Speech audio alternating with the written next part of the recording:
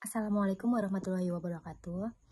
Kami dari kelompok 2 yang beranggotakan saya Angelina Dia, Aulia Anissa Putri, dan Yasid Hikam. Di sini kami akan menjelaskan tentang ANFIS sistem integumen. Yang pertama, definisi.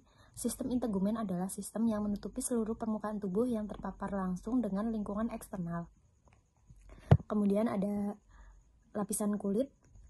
Yang pertama, epidermis. Epidermis terdiri dari berlapis-lapis sel yang didominasikan oleh sel yang bernama keratinosit. Karena merupakan jaringan epitel, maka tidak ditemukan pembuluh darah pada epidermis.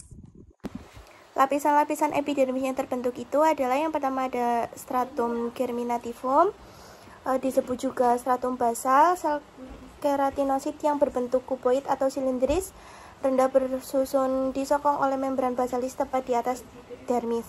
Yang kedua ada stratum spinosum, yaitu di atas lapisan germinativum terdapat lapisan keratinosit yang disebut stratum spinosum yang memiliki taut antar sel jenis desmosom yang sangat banyak. Desmosom merupakan ikatan semacam sekrup yang dipanjang masuk ke dalam tiap sel yang bersebelahan atau berdekatan dari dinding sampai ke sitoplasmanya oleh intermediate filament agar sel yang membentuk jaringan tidak terlepas satu dengan yang lain.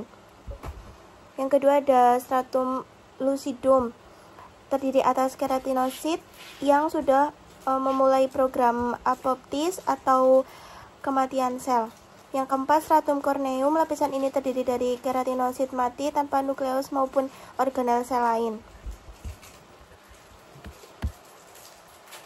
Selanjutnya ada dermis. Dermis adalah jaringan ikat kulit yang letaknya di bawah epidermis. Berikut lapisan dermis adalah yang pertama, yaitu lapisan papilar, merupakan lapisan permukaan dermis yang tipis yang berhubungan langsung dengan membran basalis epidermis. Yang kedua ada lapisan retikular, yaitu lapisan dermis yang paling dominan yang terletak di bawah lapisan papilar dermis yang juga kaya akan pembuluh darah. Lalu selanjutnya ada hipodermis. Lapisan hipodermis yang merupakan bagian dari fascia superficialis, artinya bukan merupakan jaringan kulit. Jaringan ini dibentuk oleh jaringan ikat longgar yang banyak mengandung lemak. Selanjutnya, kulit tipis dan tebal. Secara kasar ada dua jenis kulit yang menutupi tubuh manusia, yaitu kulit tipis dan kulit tebal.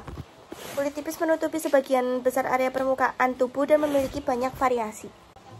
Hipodermis. Lapisan hipodermis yang merupakan bagian dari fascia superficialis, artinya bukan merupakan jaringan kulit. Jaringan ini dibentuk oleh jaringan ikat longgar yang banyak mengandung lemak.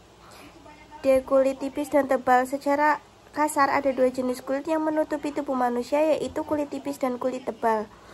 Kulit tipis menutupi sebagian besar area permukaan tubuh dan memiliki banyak variasi. Teoris kulit terdapat menjadi tiga, yaitu kelenjar keringat. Kelenjar keringat pada kulit terdapat dua jenis kelenjar keringat, yaitu kelenjar keringat ekrin dan apokrin. Kelenjar keringat ekrin tersebar pada seluruh permukaan kulit menghasilkan sekret yang encer saluran ductus kelenjar kulit, sedangkan ductus kelenjar keringat apokrin bermuara pada folikel rambut. Yang kedua, folikel rambut. Sebagian besar permukaan tubuh manusia ditumbuhi oleh rambut halus yang dinamakan rambut halus pada wajah, dijuluki dengan istilah patch fuzz. Rambut ini halus, pendek, dan memiliki sedikit pigmen.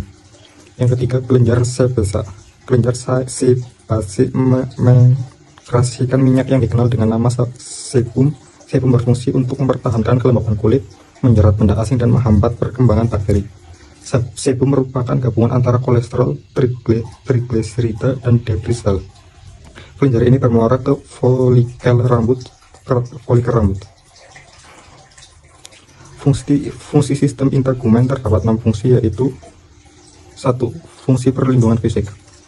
Sistem integumen merupakan penutup tubuh manusia, sehingga fungsi yang paling jelas adalah perlindungan fisik. Yang kedua, fungsi imunitas. Kulit merupakan lini pertama pertahanan tubuh yang berperan sebagai penghalang fisik terhadap masuknya patogen secara langsung. Yang ketiga, proses penyembuhan luka.